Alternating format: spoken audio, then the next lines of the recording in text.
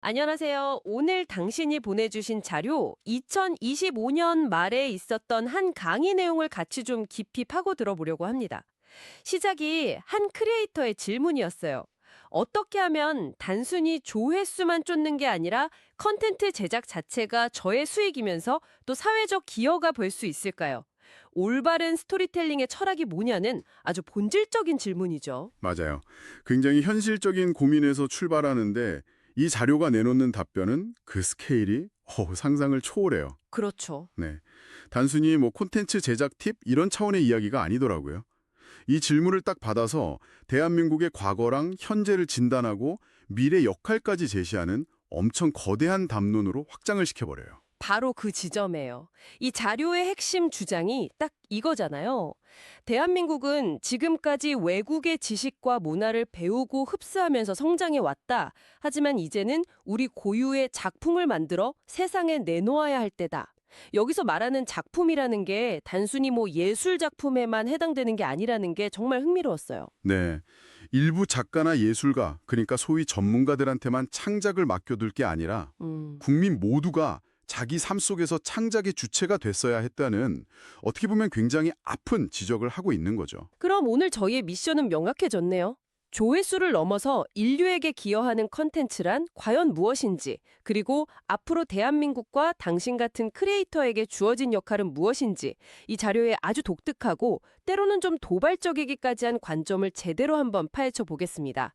자, 그럼 시작해 볼까요? 네, 아주 흥미로운 여정이 될 것 같습니다. 이 자료가 시작부터 꽤 강한 어조로 대한민국을 진단하더라고요.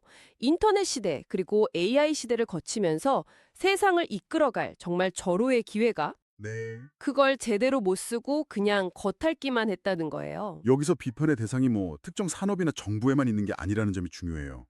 자료의 표현을 그대로 빌리자면 국민 전체가 소수의 작가나 교수 같은 문화 엘리트들을 뒷바라지하는 역할에 머물렀다. 이런 말을 하거든요. 아, 모두가 선수가 될 수 있었는데 그냥 관중석에만 앉아 있었다. 이런 아쉬움이 느껴지네요. 맞아요. 그리고 그 뒷바라지에 막대한 국민 세금에 들어갔다는 점을 아주 날카롭게 짚어내요. 수백만 명이 문화사업 지원하는데 에너지를 쏟았는데 정작 그 결과물이 인류 공영에 이바지했는가 이 근본적인 질문을 던지는 거죠. 심지어 지원받아 놀고 있었다는 아주 직설적인 표현까지 쓰면서요. 이건 단순히 예산 낭비를 지적하는 걸 넘어서는 문제 제기인 것 같아요. 이 자료가 보기에는 우리의 창작 활동 방향 자체가 좀 잘못 설정됐다는 거죠. 방향 자체요? 네. 예를 들어서 태권도를 언급하는데요. 태권도가 세계적으로 알려지긴 했지만 이게 과연 인류에게 어떤 정신적, 철학적 기여를 하는 작품으로 완성되었냐고 묻는 거예요. 아, 그냥 스포츠로 보급하는 걸 넘어서 그 안에 담긴 정신과 철학을 인류 보편의 자산으로 만들었어야 했는데 그러지 못했다는 거죠. 결국 모든 국민이 각자의 자리에서 엄청난 잠재력을 갖고 있는데 이걸 어떻게 인류랑 공유할 수 있는 작품으로 만들 거냐? 그 방법론을 사회 전체가 함께 고민하지 못했다. 이런 진단이군요. 맞습니다. 이건 개별 창작자들의 재능이 부족했다 이런 게 아니라 사회 전체가 창작의 개념과 방향성을 너무 좁게만 생각했다라는 구조적인 문제제기에 가까워요. 그리고 바로 이 지점에서 이 자료는 아주 급진적인 해법을 제시하기 시작합니다. 네, 여기서부터 이야기가 진짜 흥미로워져요. 이 자료가 문화랑 콘텐츠의 정의를 우리가 아는 거랑 완전히 다르게 바꿔버리거든요. 탭댄스 추고 그림 그리고 영화 만드는 것만이 문화가 아니라는 거죠. 그렇죠.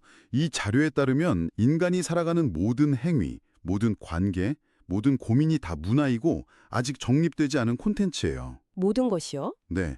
예를 들면 가정이 바르게 사는 법, 친구와 진정으로 잘 지내는 법, 이런 것들이야말로 인류가 수천 년간 고민했지만 아직 누구도 명쾌하게 정리해내지 못한 가장 중요한 콘텐츠라는 거예요. 심지어 전쟁조차 전쟁 문화라고 부르면서 연구 대상으로 삼아야 한다고 주장하는 부분은 좀 충격적이었어요. 맞아요. 인류가 왜 그토록 어리석게 전쟁을 반복해 왔는지, 앞으로 전쟁을 피하려면 어떻게 해야 하는지를 정리하는 것 자체가 인류를 위한 위대한 콘텐츠가 될 수 있다. 이런 시각이잖아요. 맞습니다. 기업이란 무엇인가? 사업의 본질은 무엇인가? 또 수천 년간 인류가 목숨 바쳐 지켜온 신앙과 종교의 진짜 의미는 무엇인가 같은 질문들. 이런 근본적인 질문에 대한 답을 찾아서 정리하는 것. 이 자료는 이걸 바로 우리가 만들어야 할 작품이라고 보고 있는 겁니다. 와, 세상 모든 것이 아직 쓰이지 않은 거대한 책의 목차처럼 느껴지네요. 그렇죠. 그러니까 당신의 질문으로 다시 돌아가 보면 이 자료의 대답은 이런 거네요. 훌륭한 콘텐츠란 사람들의 삶을 더 나은 방향으로 이끌어주는 지식체계 그 자체다. 그러니 당신의 삶 속에서 당신이 부딪히는 문제의 본질을 탐구하고 그 해법을 정리해서 세상에 내놓아라. 그것이 최고의 스토리텔링이다. 정확해요. 그래서 이 자료는 모든 국민이 각자 자기 분야에서 연구자가 되어야 한다고 말하는 거예요. 아, 연구자. 네. 내가 하는 일의 본질이 뭐지? 내가 맺는 관계의 의미는 뭐지? 이걸 탐구하고 정리하는 행위 자체가 위대한 창작 활동이라는 거죠. 동물과의 관계에 대해서도 단순히 귀여워하고 먹이 주는 걸 넘어서 그들의 습성을 깊이 이해하고 우리 문화 속에서 어떻게 공존해야 하는지를 정립할 때 우리 사회의 정서가 훨씬 풍요로워질 수 있다고 설명하고요. 이렇게 문화와 콘텐츠를 재정의하고 나니까 그 다음에 이어지는 역사 해석도 완전히 새로운 각도에서 펼쳐지더라고요. 네. 바로 식민지라는 개념에 대한 이야기인데 이 부분은 이 자료의 주장 중에서 가장 좀 논쟁적이고 도발적인 부분일 것 같아요. 네, 분명히 그렇습니다. 이 자료는 우리가 침략과 식민지라고 부르는 과거사를 에너지 이동의 법칙이라는 아주 독특한 틀로 설명하려고 시도해요. 에너지 이동의 법칙이요? 네, 여기서 에너지라는 건 선진적인 문화나 사상, 기술 같은 걸 의미하고요. 한 사회의 에너지가 일정 수준 이상으로 높아지면 마치 물이 높은 곳에서 낮은 곳으로 흐르듯 자연스럽게 외부로 이동하려는 속성을 갖게 된다는 거예요. 아, 이걸 진화기의 자연스러운 현상으로 보고 있어요. 그러니까 우리가 침략이라고 불렀던 사건들이 이 자료의 관점에서는 사실 선진 문화의 전파 시도였다고 주장하는 거군요. 그렇죠. 이건 주류 역사학계 관점이랑은 아주 큰 차이가 있는 해석인데요. 상대방이 그 문화를 평화롭게 안 받아들이고 저항했기 때문에 물리적 충돌, 즉 전쟁이 일어났다 이런 논리를 펴고 있더라고요. 심지어 조선이 역사적으로 수많은 침략을 받은 이유도 우리가 문호를 닫고 교류를 거부했기 때문이다라고 분석하고요. 여기서 우리가 명확히 해야 할 점은 이 자료가 과거의 침략 행위를 정당화하거나 옹호하려는 의도는 아닌 것으로 보인다는 점이에요. 아, 그런 건 아니다. 네. 그보다는 왜 그런 비극이 반복됐을까라는 질문에 대해 기존의 선과 악구도가 아닌 다른 설명 모델을 찾아보려는 시도에 가까워요. 인간이 본래 사악해서 그런 일이 벌어진 게 아니라 어쩌면 문명 간의 에너지 불균형이라는 더 큰 자연 법칙이 작용한 결과는 아닐까? 라고 질문을 던지는 거죠. 그 질문의 연장선상에서 대한민국은 사실상 한 번도 제대로 식민지가 된 적이 없다는 정말 파격적인 주장까지 내놓습니다. 맞아요. 특히 일제강점기를 예로 드는데 당시 일본이 기술적으로는 앞섰을지 몰라도 우리 민족의 문화적 수준과 정신적 깊이가 워낙 높아서 그들의 문화를 우리에게 이식하는 것 자체가 불가능했다는 거예요. 네, 겉모습은 지배당했을지 몰라도 정신과 문화는 흡수되지 않았다. 이런 주장인 거죠. 그리고 그 근거로 우리 민족의 역사를 제시해요.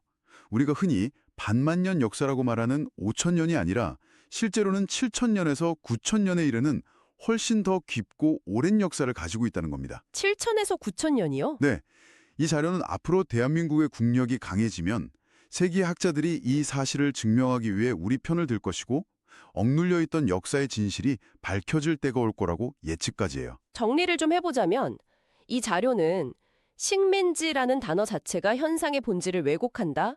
실제로는 문명 간 에너지의 이동 과정에서 발생한 충돌이었고 한반도는 그 독자적인 문화적 깊이 때문에 그 흐름에 완전히 흡수되지 않고 정체성을 지펴냈다. 아주 독자적인 역사관을 제시하고 있네요. 맞습니다.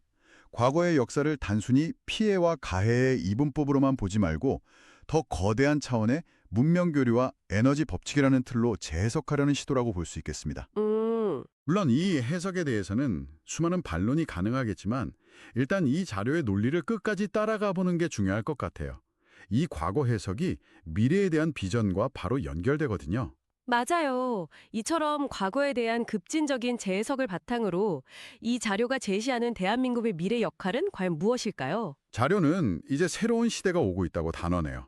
과거처럼 총칼로 남을 지배하고 에너지를 강제로 이동시키는 시대는 끝났다는 겁니다. 네. 대신 인터넷 같은 기술을 통해 정신과 문화를 공유하면서 힘없는 나라를 이끌어주고 도와주는 시대가 온다는 거죠. 그리고 그 새로운 시대의 중심에 대한민국이 서게 될 것이라고 아주 강하게 예측하고 있어요. 과거의 에너지 이동이 강압적이었다면 미래의 에너지 이동은 자발적이고 평화적인 방식으로 이루어질 거라는 비전이에요. 여기서 대한민국을 인류를 위한 연구소라고 규정하는 부분이 정말 인상 깊었어요. 아, 네. 단순히 K-팝이나 드라마 같은 대중문화를 수출하는 걸 넘어서 인간의 삶을 구성하는 모든 영역, 즉 가정, 사회, 기업, 국가 운영 이런 것들에 대한 바른 문화를 정립하고 연구해서 그 결과물을 세상에 내놓아야 할 책임이 우리에게 있다는 거잖아요. 네, 구체적인 시간표까지 제시해요.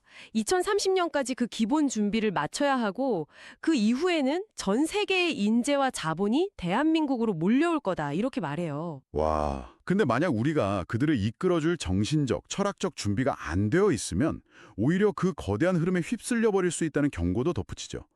이미 동북 삼성, 아프리카, 유럽, 중동 이런 여러 지역에서 대한민국과 함께하려는 움직임이 시작되고 있다는 주장도 하고요. 그리고 정말 강렬한 이미지를 하나 제시하죠. 앞으로는 다른 나라들이 자국의 국기보다 대한민국의 태극기를 앞세우고 싶어 할 것이다. 이 대목이요. 네. 그러면서 이렇게 묻습니다. 이것이 식민지인가? 그리고 스스로 답하죠. 거기가 대한민국이다. 아... 이건 영토를 점령하는 과거의 제국주의와는 완전히 다른 개념인 거예요. 다른 나라들이 대한민국의 문화와 철학, 삶의 방식을 자발적으로 받아들이고 따르는 새로운 형태의 연대가 이루어질 거라는 비전을 보여주는 거죠. 정신적, 문화적 중심 국가로서의 역할, 그걸 말하는 겁니다. 과거의 식민지 개념을 완전히 뒤집는 새로운 관계 설정이네요. 강제로 문화를 이식하는 게 아니라 상대방이 스스로 우리의 작품을 원하게 만드는 것. 그것이 바로 미래시대의 리더십이라는 거군요. 그렇습니다. 결국 총과 칼이 아닌 인류 보편의 가치에 이바지할 수 있는 깊이 있는 컨텐츠, 즉 바르게 정립된 문화를 통해 세계와 소통하고 기여하는 것. 그것이 이 자료가 제시하는 대한민국의 사명이자 당신과 같은 크리에이터가 나아갈 방향이라는 결론에 도달하게 되는 거죠. 오늘 저희가 한 크리에이터의 질문에서 시작해서 문화의 정의를 새로 쓰고 역사를 재해석하면서 인류의 미래에서 대한민국의 역효를 조망하는 정말 거대한 이야기까지 함께 살펴봤네요. 핵심 메시지는 아주 명확했던 것 같아요.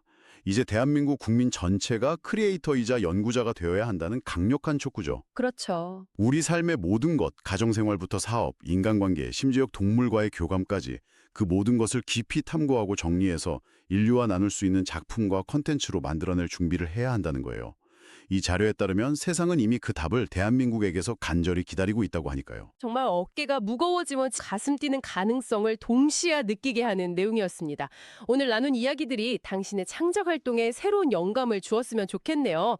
자, 그럼 이 자료가 명시적으로 말하진 않았지만 전체 내용을 관통하면서 우리에게 남기는 마지막 질문을 던지면서 마무리할까 합니다. 네, 좋을 것 같네요. 만약 당신의 삶을 구성하는 모든 순간과 고민이 누군가에게는 절실히 필요한 가르침이자 위대한 컨텐츠가 될 수 있다면 당신의 오늘 하루 속에서 아직 누구도 제대로 정의 내리지 못한 당신만의 작품이 될 수 있는 것은 무엇일까요?